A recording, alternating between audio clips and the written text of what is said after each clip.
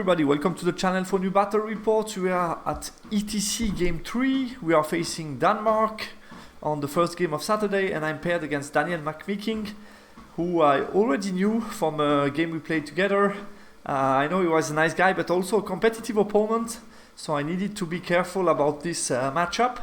You know already my list. This was my opponent's list. He's playing Master Witchcraft, so a bit unusual list for those of you who were able to check my video about the ETC list.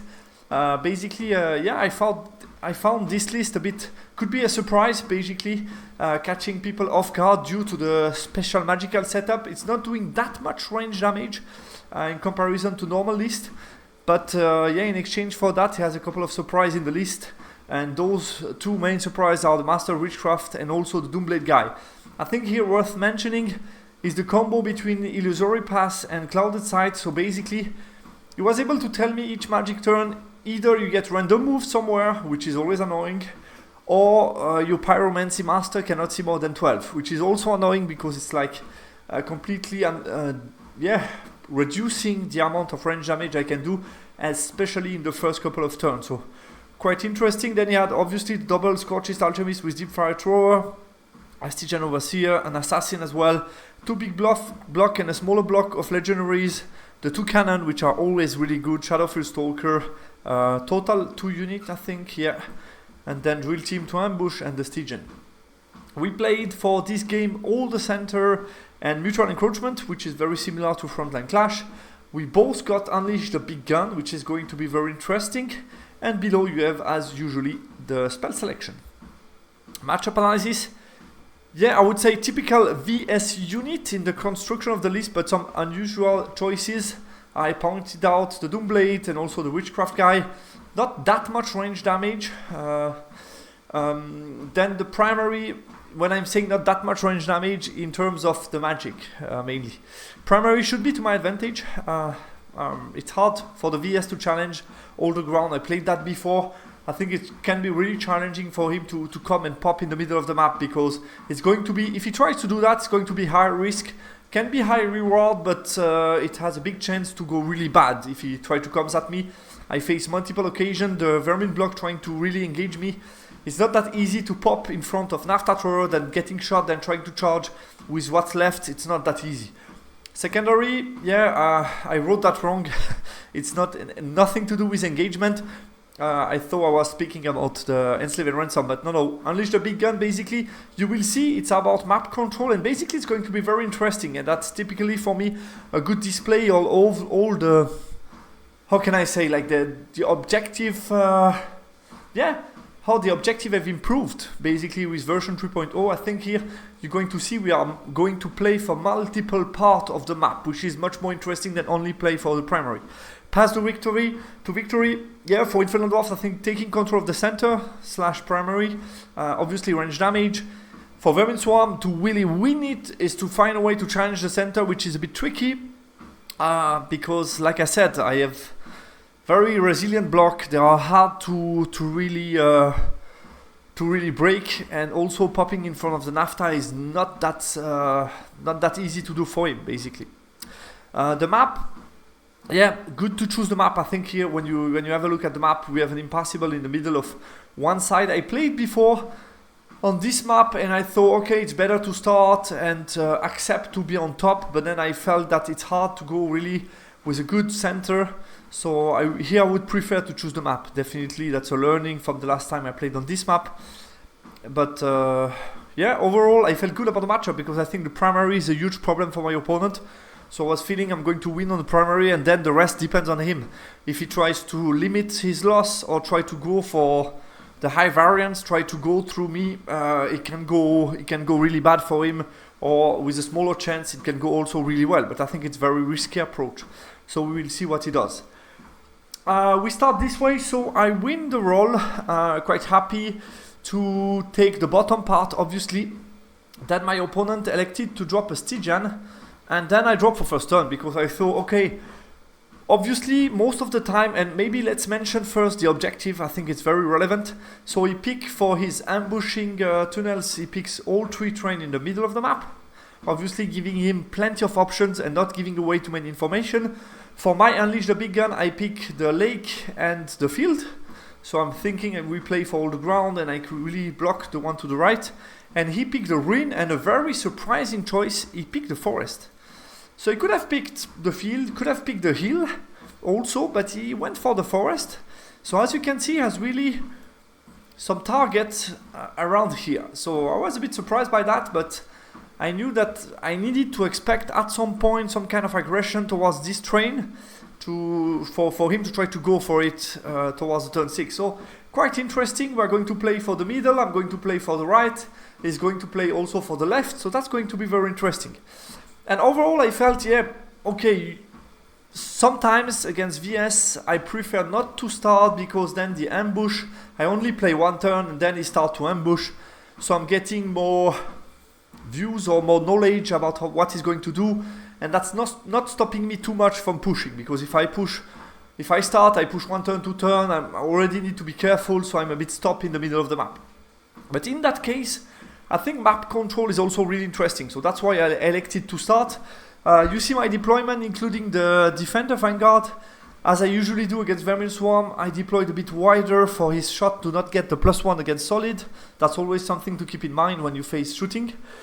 Artillery at least. So we have on the left some vassal levies to close the left flank together with the Lugar. The Lugar are really good on this matchup, because they have obviously the 3-up ward save against fire and a lot of attacks, strength 4, so really good on the matchup. So I felt I bring my best unit on the left flank, because I know that at some point it's going to try to come up the left flank.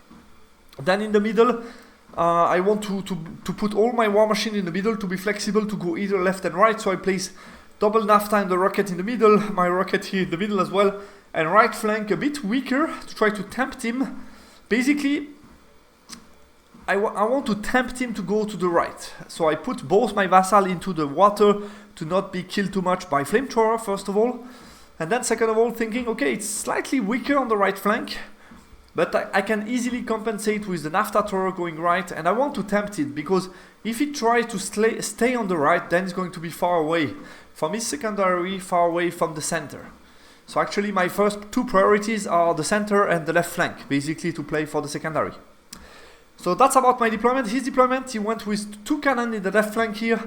He went with all his big unit all the way to the back. So you have minimizing my range damage, obviously. 1 big block, second and the third one with the character on the far right. And all the rest is in ambush. So very interesting. I went for my turn 1, I push heavily. Start to take a shape to be ready for the ambush, because I know that next turn or in 2 turns is going to start to ambush.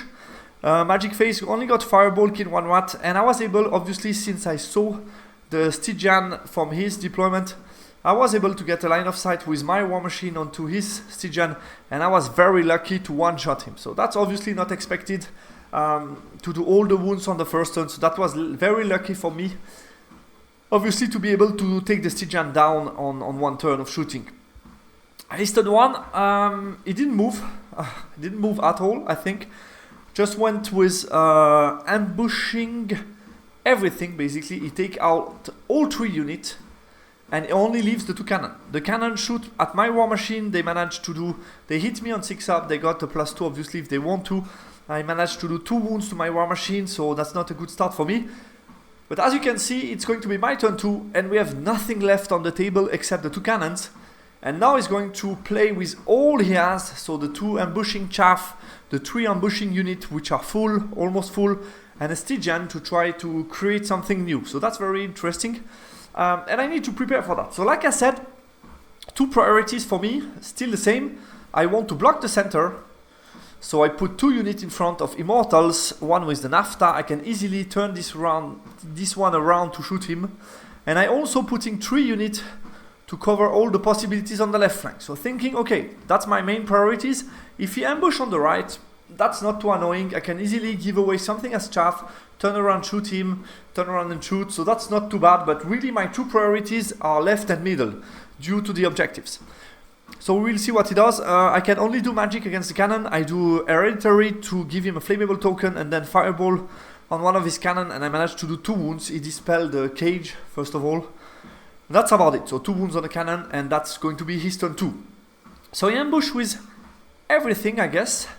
So everything come out and he went with a new deployment. So very interesting, as you saw, he started the game here and now we have a new game where he completely redeploy on the left flank.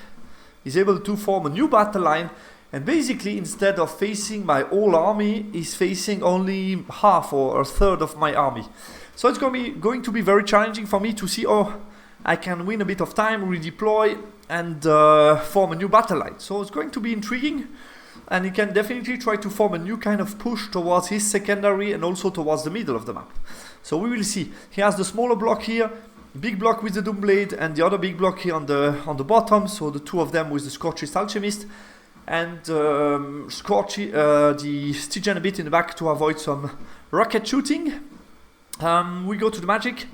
He went with Sword Luck against my Lugar.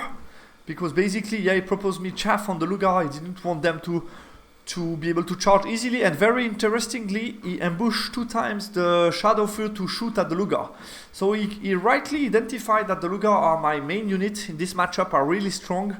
And he wanted to kill some of them with the shooting, which is his best chance. So very interesting.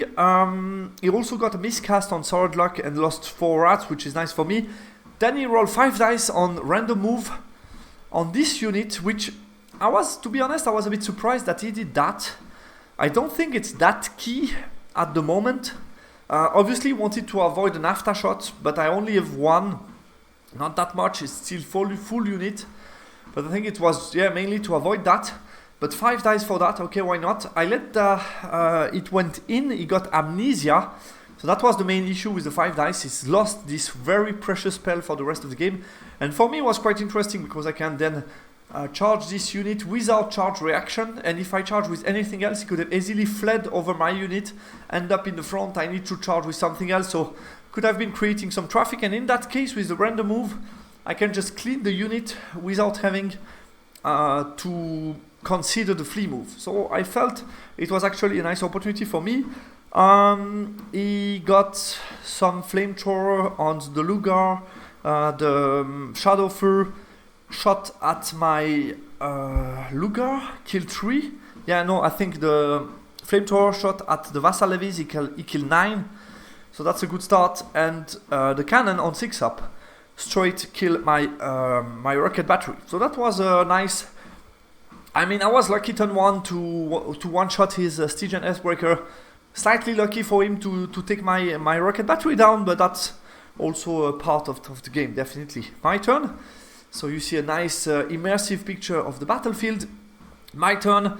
I went with a charge with the Vassal Levies against his chaff. He couldn't really flee because this would open up ways for the Lugars to charge, and it's too dangerous because he only killed 3 with the shooting. I have a short overrun.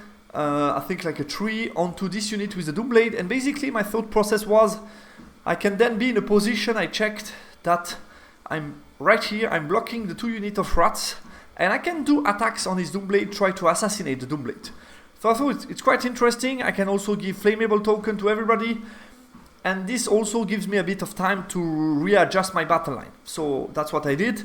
Here random moved this way, here I marched this way, I marched those guys this way, so trying to readjust my battle line, getting ready for the left, and on the right nothing crazy to mention. In the magic phase I get the big cage, I kill some rats, I failed the fireball on 3 dice, but I got a flaming sword on the little Vassal Levies, and I got the cage on these guys, so basically to prepare for the next combat, which I think quite interesting because I get reroll to wound on 2+ from the Levies. So quite interesting for me. Rocket battery, I kill some rats. And the Levies, they just break the Shadowfur, they catch them, and I overrun into the big unit. So perfect. The other unit, I just one-shot him, or he's decimated and lost the unit, and I can redeploy. His turn 3. He redeployed, he only counter-charged with the Stygian, but not the big unit. He redeployed this unit here. Basically wanted to be out of arc of my Nafta Toro unit. Here, only the Lugar can charge him. So he's going to be accepting that, and the smaller unit move a bit back. What happened in the magic phase? He gets... I dispel Clouded Sight, which is obviously now the main target for me. So I dispel that with 6 dice against 4. He gets Sword Luck on the Lugar in case I would charge, and he gets also +1 to hit in the main combat. Flamethrower kills some Lugars, kill like 2. And the close combat, yeah, I tried to go for the BSB with, I think I have 9 attack on the BSB, but I didn't do anything to him. I remember he made some armor save, so I didn't do anything. I killed some rats, like 5 rats, and then I died. I was decimated and I just broke, but yeah, that was an attempt. Would have been nice to get the BSB, but didn't happen. Let's move to my turn 4, so I readjust the battle line again. I reposition some of my unit, I start to push with the flamethrower. I think I had flamethrower range this time. I think like this, I had a 12. The other one, I don't think so. Reposition also the BSB unit and the Lugars, so getting into nice range. Those guys, they move back. I realize that I cannot really support the center, and I need to protect also my secondary objective on the right in case he would just ambush his Stygian and then go for the right flank. So I want to take no risk about that, and I think my dwarf unit are enough from the left flank. And the magic phase, I get a pyro flow. So now, for me, the prime target, if you look at the map, I'm in control of the center. I won it turn 3. I'm going to win it turn 4. So it's on the right track. Now I need to secure the secondary objective, and for that to do, I need basically, that's going to be my prime target. If I'm getting rid of that unit, it's going to be harder for him to reach the forest. So let's try to do that. I start with Pyro Flow, kill 8. I also got the cage on 4 dice against 4, so a bit lucky, kill 3 rats. Then I got the NAFTA on reroll 2 wound, I killed 13 rats, so kill a total of 11, 24. And to add some salt on the woods for him, he failed the 8 rollable and was shaken. So he cannot move, cannot charge next turn. So that's, that's a good surprise for me, obviously. His turn 4. I attempted some charges, so I was a bit surprised by the risk. I think I understand here the charge on the 4+ against the Lugar. I don't have that many of them, and I think overall he has the Doomblade non-flaming, so he would break them. So I cannot take that charge. Here I think it's a valid charge, but I was a bit surprised he elected to redirect the charge into those guys on 5+. Why was I surprised? I think it's not sure at all that he breaks those guys. And if he doesn't, he gets flank charge here. He has no way to chaff me. So it's basically going towards a big loss. I thought a bit about it. There is still a chance that he breaks me. And that was what I was afraid of.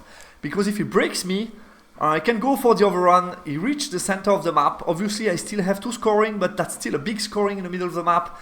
Can then go for the vassal and so on. So basically, that gives him a chance to climb back in the game. And remember, that's always going to be my philosophy. Here, I have the advantage. I'm on primary, I'm on secondary. He needs to take risk for it. He does it.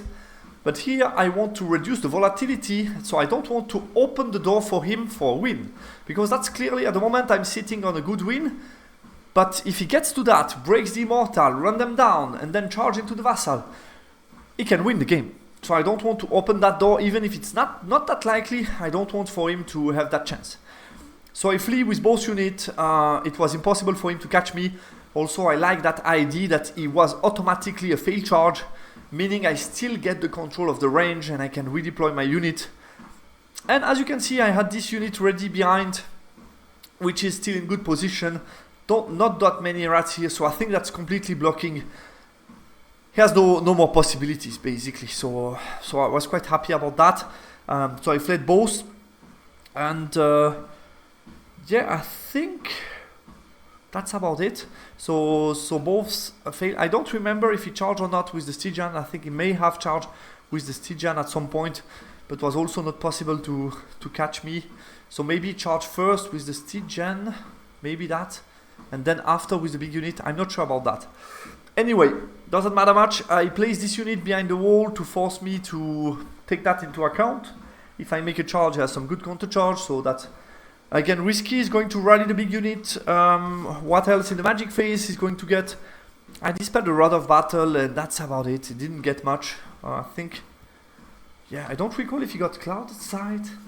I think I dispelled Clouded Side, or he failed maybe the Clouded Side. I don't recall him getting anything significant. My turn 5, I just reposition out of charge range 12 here to shoot, rally those guys obviously on 3 dice, rally those guys on 9 on 2 dice, perfect, and then all my units are well positioned not to take risk, and now my target obviously for the magic is going to be, I don't recall where is my mage, but it's going to be this unit. I have 2 turns to try to kill that unit with magic and shooting to make sure it doesn't get secondary, and for me it's all good. So let's do that. I got a cage, but then I failed fireball on 2 dice, but instead I got on 4 dice against 5 a pyro flow on the rats. I killed 7 of them. Naphtha thrower unfortunately rolled a 1, but then rocket battery I did 2 wounds on the Stygian S-breaker, which was nice, and I rally both units. He's turn 5, not much he can do, so now we're just trying to go for the secondary with this unit, and it just turns around and move away with the rest. It doesn't want to give me any opportunities to get more points. Yeah, I suffer like 3 wounds from the cage to try to move closer to the train piece. I dispel Clouded Sight, 5 dice against 6 dice. That felt for me a bit risky, but he thought he can save the unit and maybe go into the train piece. But still, yeah, that's a 5 dice from a big mage, so I think it's worth almost like a secondary. So yeah, why not? I mean, it's low risk to blow the mage, so why not? But luckily for me, I was able to dispel it with 1 dice more. And then my last one, I don't have picture, but basically I'm going to push towards him and get the magic and kill the remaining rats between the magic and the shooting. Basically he has no more rats to score the secondary, and I myself into my secondary. And that's the end of the game, which ends up basically me getting a bit more point, and then I get primary secondary, so it moves from an 11 to a 15-5. So yeah, definitely a bit of luck towards the end to avoid him making his secondary. Obviously he could have survived enough to go into the train and maybe make it and limit it to a 14-6, and also this gives me a bit additional points by killing all the legendaries. So I think he wasn't far from getting 13-7, which was my matchup rating. And I had a bit of chance to climb a little bit the ranking and get a 15. But I think 13 would have made also sense due to what happened in the game. So yeah, post-game analysis, quickly took control of the center. I think that was key for the primary. Then I was waiting for the ambush. Priority, cover the center. Second priority, cover the left. Redeploy on the left and counter push from VS. I think it was very interesting what he attempted to do. I took no risk. I sacrificed a unit of Vassal Levies, and then basically I was able to redeploy, take some flee move at some moment because I didn't want to risk any combat. I think the Immortal have a decent chance of holding, also taking into account the Stubborn first rank, the BSB, and the fact that he has Flaming Attack except the Doomblade. So I think there is a good chance that I hold that combat, but I didn't want to risk that and go into a high variance match where I had a lot of control. So basically it was better for me to here limit the variance and just take no risk. Turn 1 Infernal Dwarves. Lucky to one-shot the Stygian obviously, and the late game, yeah, I got some additional points which was nice for me. It won me precious points which I wasn't sure to get at all. So that was a bit lucky for me towards the end. Overall the round went quite well. So we got out of pairing, you can see, as I usually do with the red numbers, you have our expectation about the matchups. And then you have the final result. So basically we got only one matchup where we felt it slightly negative, but team was able to get 10 out of it, and the rest was basically for us all from drawish to small win. So basically the main decision was made by Andy getting a 16 against the VS, me getting a 15, and then we got 13 from Max as well, and a 12 from Paul, and 11 from Aurélien, and we didn't lose big. We lost this one, obviously, we thought it was slightly better, but we lost it 7, and lost also from Xavier. But at the end, we still ended up with a very good win against a solid Danish team. So thanks again to Team Denmark for the nice round. Obviously happy to go out with a good win on this third round. We're still, we are trying to recover from the heavy loss on round 2. So we are getting a bit up the table and getting a fourth round, which is going to be against the United Nation, and that's going to be the next battle report. Thanks a lot for watching the battle report, and talk to you soon on the channel. Goodbye.